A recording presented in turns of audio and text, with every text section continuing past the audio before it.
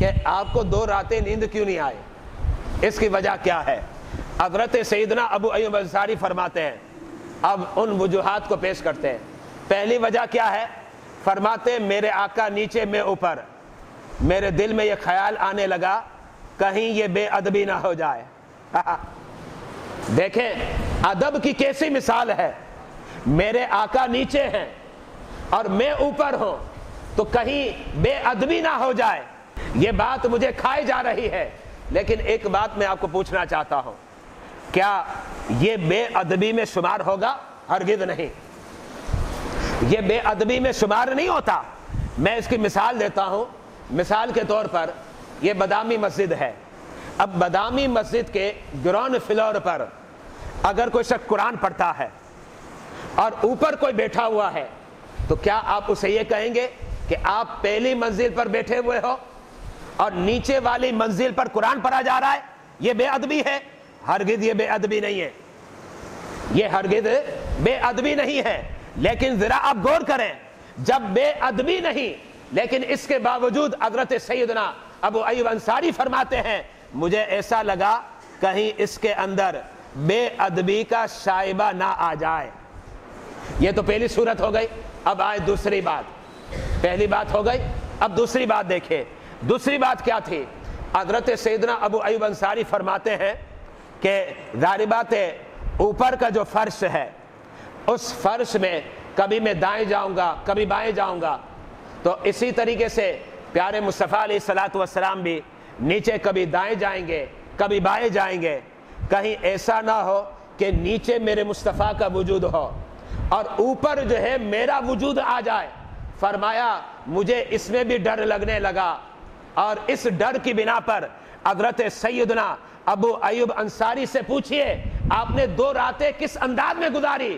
تو فرماتے ہیں میں نے 2 راتیں اس انداز میں گزاری کہ دیوار سے چمٹا رہا، ساری رات دیوار سے نہیں ہٹا، اور اس لیے نہیں ہٹا کہیں بے ادبی کا شائبہ بھی نہ آ جائے، بے ادبی کا شائبہ بھی نہ آ جائے۔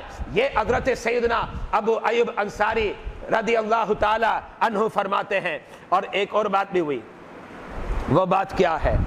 وہ یہ ہوئی کہ حضرت سیدنا ابو ایوب انصاری فرماتے ہیں جب اوپر کی چھت پر میں چلوں گا دائیں بائیں، اس زمانے میں کچی چھتیں تھی، اگر میرے قدم لگیں گے تو ایک احتمال یہ ہے کہ نیچے سے مٹی کے ذرات اڑیں گے، تو مجھے خوف یہ کھایا جاتا تھا کہیں میری وجہ سے وہ ذرات اڑ کر پیارے مصطفیٰ پر نہ گر پڑے۔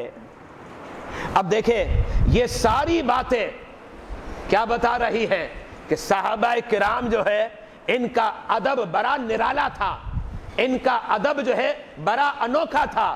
لیکن یہاں میں مسلمانوں کو ایک دعوت فکر دینا چاہ رہا ہوں، یہ حضرت سیدنا ابو ایوب انصاری کا جو ادب کا انداز تھا، یہ ادب کا انداز آپ لے کر آئیں، مکمل قرآن الحم سے لے کر والناس تک کوئی واضح آیت اس کے اس بات پر پیش کر کے دکھا دیں، واضح آیت، آپ کوئی بھی واضح آیت تا قیام قیامت تک الحم سے لے کر والناس تک آپ پیش نہیں کر سکتے۔ چلے قرآن کی بات اپنی جگہ پر، اب میں اقوال مصطفیٰ کی بات کرتا ہوں۔ اقوال مصطفیٰ میں میرے آقا کا کوئی بھی صحیح قول لے کر آ جائے جو اس ادب کو صراحتاً واضح کر رہا ہو، اس ادب کو صراحتاً واضح کر رہا ہو، قسم خدا کی تا قیام قیامت تک آپ نہیں لا سکتے۔ اس کا مطلب کیا ہوا؟